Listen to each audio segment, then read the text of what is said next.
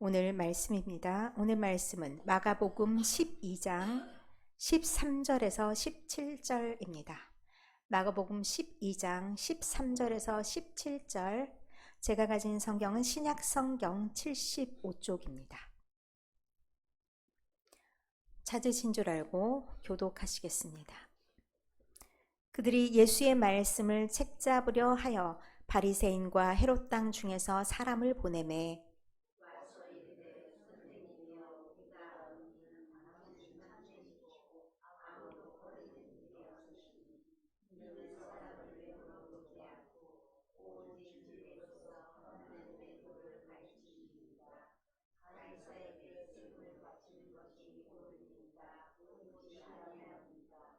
우리가 바치리까 말리까 한데 예수께서 그 외식함을 아시고 이르시되 어찌하여 나를 시험하느냐 데나리온 하나를 가져다가 내게 보이라 하시니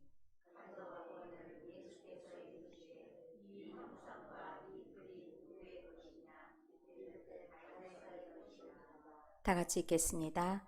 이에 예수께서 이르시되 가이사의 것은 가이사에게 하나님의 것은 하나님께 바치라 하시니 그들이 예수께 대하여 매우 놀랍게 여기더라. 아멘. 오늘의 말씀의 제목은 아침은 옵니다 라는 제목입니다.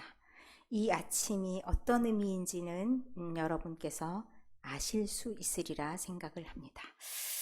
그 아침을 이제 생각해 보면서 오늘 말씀을 차차 여러분들이 정리를 한번 쫙 해보시고요. 먼저 이미지를 사진을 좀 보겠습니다. 사진 3컷이 있습니다. 무슨 사진인가요? 뭔가가 막 자라고 있는 것 같아요. 여러분에게도 익숙한 그런 열매들인 것 같습니다. 저 계절이 어느 계절인가요? 우리 저렇게 뭐 고추도 열고 부추도 맺고 그러려면 어느 철이어야 되나요? 여름 6월인지 7월인지 잘 모르겠으나 여름은 확실하죠. 여름. 자, 여기는 우리는 지금 여름이 아니죠. 여기는 호주에 있는 저희가 선교하는 교회 중에 호주 열방교회 김한상 선교사님이 계십니다. 선교사님이 잘 지내고 있다라는 것을 사진으로 보여주시면서 인사말을 보내왔습니다. 그래서 인사말이 뭐 길지는 않아서 저 사진으로 잘 지내고 있다. 그리고 12월 정도에 들어올 예정이라 해서 이후에 들어오시게 되면 미리 연락을 주시고 우리 교회에서 일종의 선교 보고와 함께 설교를 부탁드린다라고 말씀을 드렸습니다. 여러분이 만약 저기가 호주라는 나라이고 그런 나라를 텔레비전에서 봤는데 우리랑 너무 다르더라, 계절도 완전히 우리랑 바뀌더라 라는 것을 보지 못했던 아주 옛날이라면 만약에 누군가 와서 야 내가 어디를 가봤는데 거긴 여름이야 그럼 여러분 믿었을까요? 미친놈 이렇게 말했겠죠. 당장에 야 정신 나간 놈아 어디서 그런 나라가 있어, 지금이 겨울이지 무슨 겨울이 다 된 시점에 무슨 여름 타령이냐 그러면서 말할 수 있는, 우리가 보지 않으면 사실은 경험하지 않으면 잘 모르는 그런 세상들을 이제는 텔레비전에서 다 보여주니까 보통의 모든 사람들도 상식으로 보여줄 수 있는, 상식으로 생각할 수 있는 그런 일들이기도 합니다. 제가 오늘 딱 2016년 11월 5일하고 갑자기 저의 페이스북에 그 온라인상에 이렇게 하는 거 있죠. 그래서 거기에서 글이 뜩 올라오더라고요. 그때 다니엘 세일이라고, 혹시 여러분 그렇게 기도회를 해본 적이 있으십니까? 다니엘 세일회라는 기도회가 있습니다. 오륜교회에서부터 시작돼서 많은 교회들이 다니엘 세일회를 합니다. 3주 동안 그렇게 한다고 해서, 또 다니엘을 모토로 해서 다니엘이 기도의 사람이잖아요. 그렇게 해서 이제 많이 하시는데 보통 이제 교회들이 많은 사람들이 참석할 수 있도록 특송도 하고 뭐 성경 봉독자도 세우고 그렇게 많이 합니다. 그날 새벽 예배를 저희 두 아들과 다녀왔던, 그리고 소감을 적었던 그런 글이 있더라고요. 청년들의 비판적인 시각이 있지요. 청년부였던 큰아들과 청소년부 토요일에는 가겠다 해서 청소년부 이렇게 해서 이제 3명이 갔는데 기도문이 참 마음에 들지 않았던지 반항했던 청년이 있었습니다. 누구라고 말 안 해도 아시겠죠? 교회에서 기도하는 그 내용이 세상의 가치랑 똑같으면 그게 교회야? 라는 비판을 했었다. 그래서 난 다시 한번 생각했다. 교회다움이 무엇인가? 라는 저의 질문과 함께 어떤 것이 교회로서 살아가는 것인지, 신앙인으로서 어떻게 바른 길을 살아야 되는 건지 그런 고민들을, 그리고 나는 정말 그런 교회로서, 그리고 그런 교회를 만들기 위해서 정말 하나님께 최선을 다해서 노력하겠다고 스스로 결심 이런 거를 했더라고요. 그게 2016년도 그러면 7년이 지난 이 시점에서 나는 어떠한가. 오늘 본문이 딱 또 비스꼬름한 그런 본문이 딱 나와가지고 화들짝 놀랐네요. 어제까지 몰랐어요. 오늘 아침에 페북을 딱 갑자기 이게 쭉 올라오면서 그런 날이었구나. 오늘도 다시 하나님의 말씀을 들고서는 우리의 믿음의 사람들이 어떻게 살아야 되는지를 또 생각해 볼 수 있도록 그렇게 하나님께서 역사하시는구나 라는 생각을 하게 되었습니다. 자, 예수님은 예루살렘의 11장부터 입성에 들어가셨습니다. 많은 사람들이 환영하는 것 같은데 끊임없이 예수님에 대해서 비판하는 사람들이 등장합니다. 마가복음 처음부터 끝까지 거의 단골 손님으로 등장하는 인물들이 있습니다. 예수님의 좋은 쪽이 아니라 늘 예수님께 뭔가 딱 잡아서 예수님을 좀 어떻게 하면 곤란한 지경에 만들 수 있을까라고 생각했던 사람들, 그 대표적인 인물들이 오늘도 등장합니다. 누구였을까요? 자, 바리새인들이었습니다. 바리새인들이 원래 너무 못된 사람들이어서 그랬을까? 라는 질문을 우리에게 던져봐야 됩니다. 바리새인들은 사실은요, 하나님의 말씀으로 구분돼서 살아가기 위해서 무지 많이 노력했던 사람들이고, 어떤 것이 더 하나님의 말씀대로 살아가는지 그것을 연구해서 규칙을 만들고 세부 규칙 계속 만들어서 이것이 좀 더 잘 지키는 건가? 라고 연구했던 사람들입니다.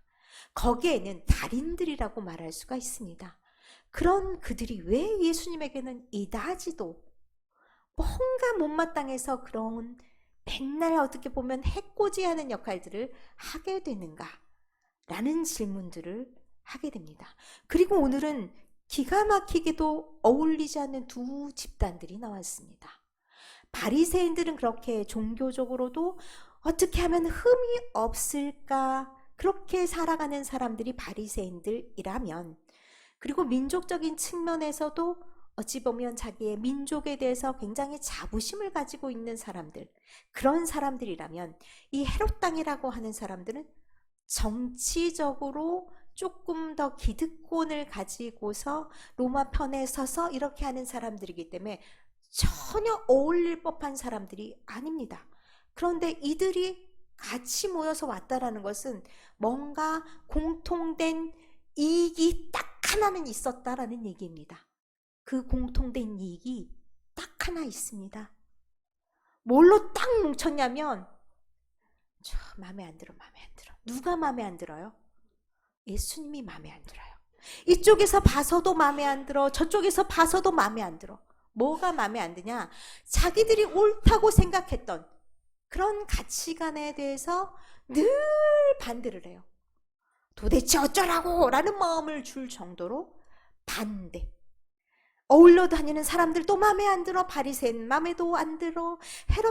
헤롯 땅 사람들 마음에도 조금 위험해 보여.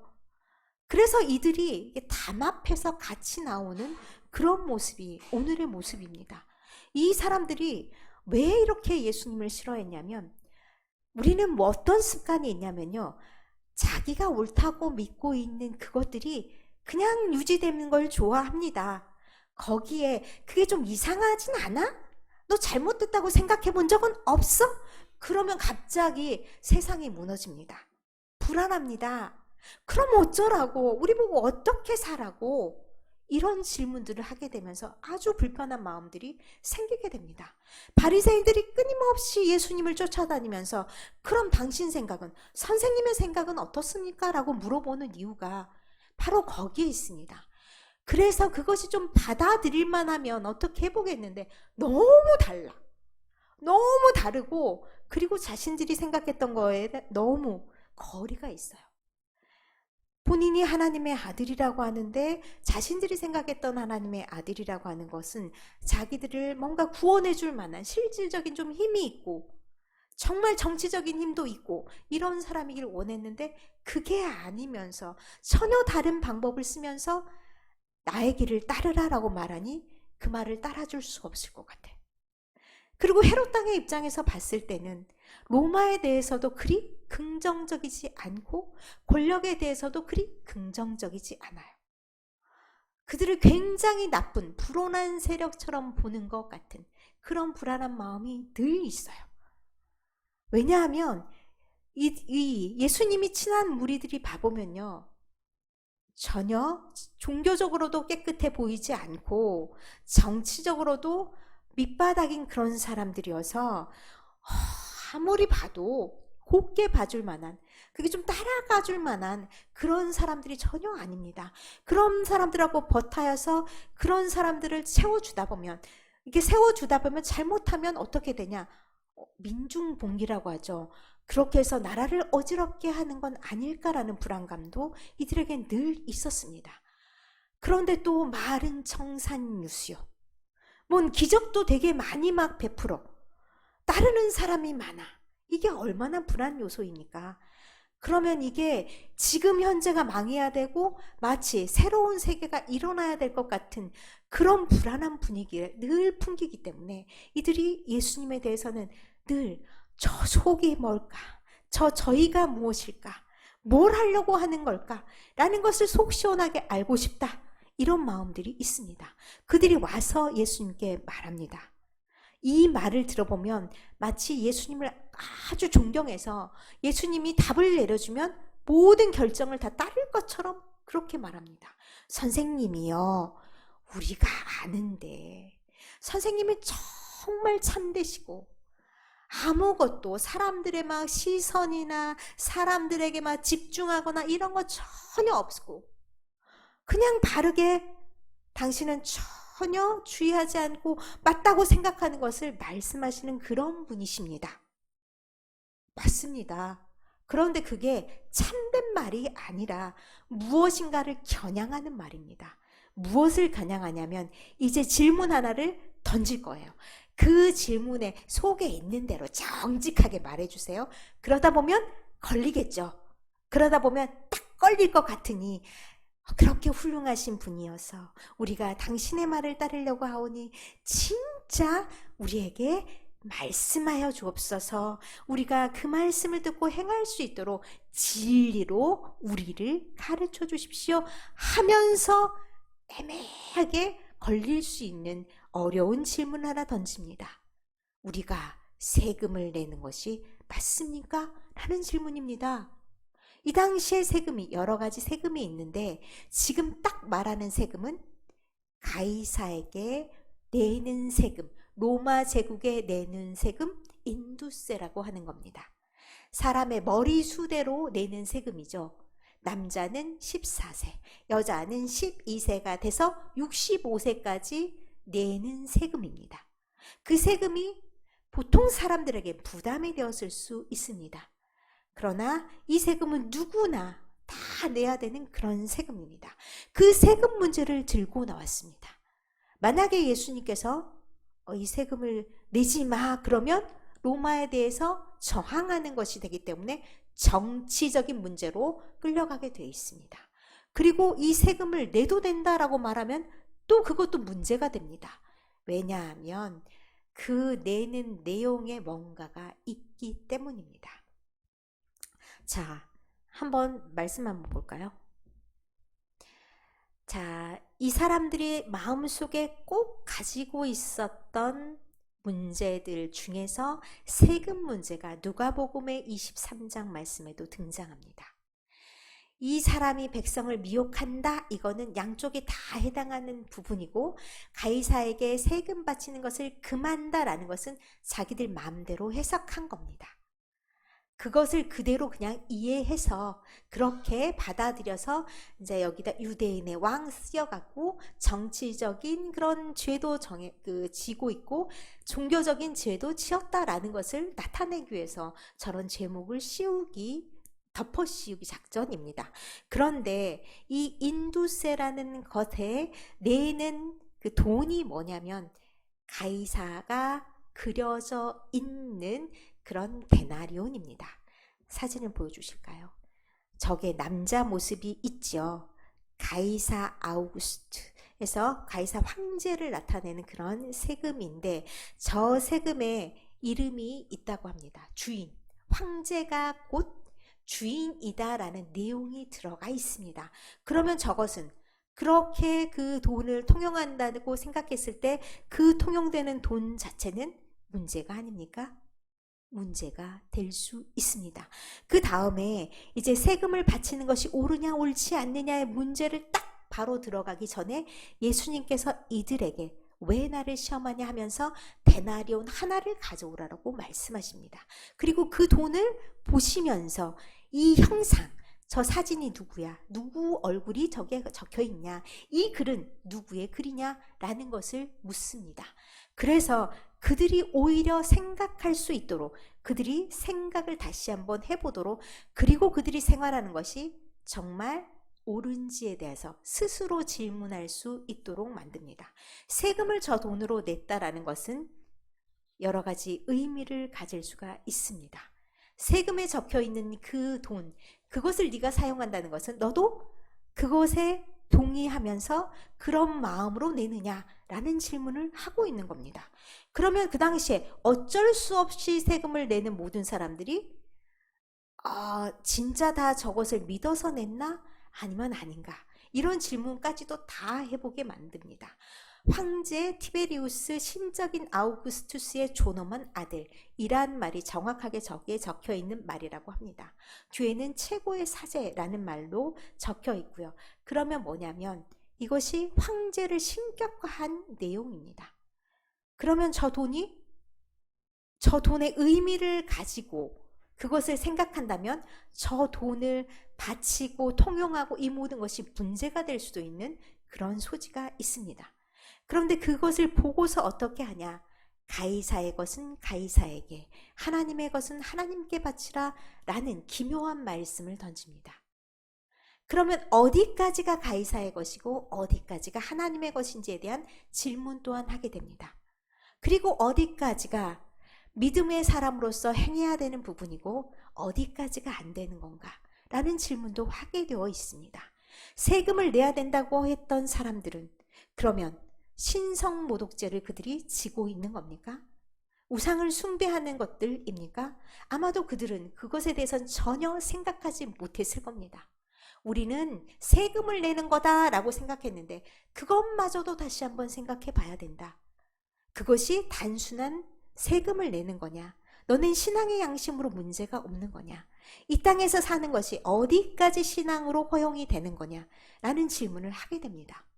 그 질문의 내용에 대해서는 딱 단도직입적으로 이렇게 하는 것이다 라고 말씀을 전달해 주진 않고 있습니다. 어떻게 되냐면 그것이 하나님의 것이다 라고, 이 땅을 다스리는 모든 것이 다 하나님의 것이다 라고 생각하시는 분들도 있습니다. 그러나 마음에 거리껴, 그 돈이 나는 마음에 거리껴 세금을 내지 못하겠네? 라고 생각하는 것도 있을 수 있습니다. 그러면 무엇이 옳다라고 할 수 있겠는가? 본인들의 신앙의 양심에 비추어서 하나님께 기도하면서 하나님의 것이 어떤 것인지, 하나님이 다스리는 영역이 어디까지인지를 하나님께 묻고 나아가야 된다는 자유의 영역으로 넘어갑니다. 그런데 이것에 대해서 이것이 옳으니 저것이 옳으니 하면서 비판하여 나아간다면 걸림돌이 되지 않는 사람은 아무도 없습니다. 우리는 세상을 살아갑니다.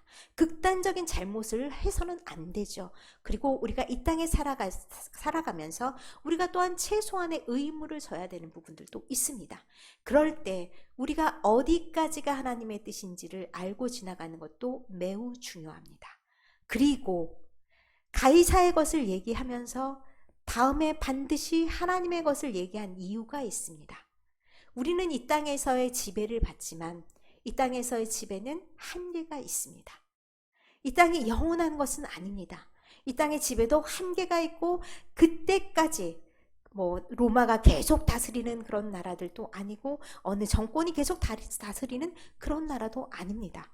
그 한시적인 것들이 영원하다고 생각해서는 안 된다는 얘기입니다. 그렇다면 하나님의 다스리심이 더 원칙적이고 원천적이라면 하나님의 뜻이 무엇이겠는지 우리는 신앙의 양심에 비춰서 어디까지를 행하고 나가야 되는지를 늘 하나님께 묻고 나아가야 됩니다. 그렇기 때문에 누가 옳으니 누가 그르니를 우리 스스로 판단하면서 재단할 필요는 없다는 얘기입니다. 그런데 중요한 것은 하나님의 때가 옵니다. 하나님이 다스리시는 그 나라가 옵니다. 그러면 우리는 보다 더 신경을 써야 되는 것이 무엇입니까? 지금에 보여지는 가치, 지금에 보여지는 그런 세상이 돌아가는 원리, 이치, 이것이 전부인 것처럼 살아가면 안 된다는 얘기입니다. 영원한 하나님의 세계, 그리고 영원히 다스리시는 하나님, 그 가치를 우리 마음속에 늘 가지고 있으면서 하나님이 원하시는 그 나라를 향해서 나아가야 된다는 겁니다. 비록 아직 새벽인 것 같고 아직은 깜깜한 밤인 것 같다 할지라도 우리가 그 방향으로 뚜벅뚜벅 나아갈 때 그 새벽을 우리가 맞이할 수 있고 그 아침을 향해 나아갈 수가 있습니다. 그런 아침으로 나아가는 여러분이 되시면서 하나님의 법칙이 무엇인가? 이것이 더 그러한가? 라고 고민하면서 그때는 맞았지만 지금은 다를 수도 있습니다. 그렇다면 하나님, 나는 어떻게 살아야 됩니까? 나는 어떻게 사는 것이 하나님의 법칙에 맞는 거고 하나님이 원하시는 삶입니까? 라고 물으면서 하나님이 원하시는 그 길에 늘 서도록 노력하는 여러분 모두가 되시기를 간절히 바랍니다.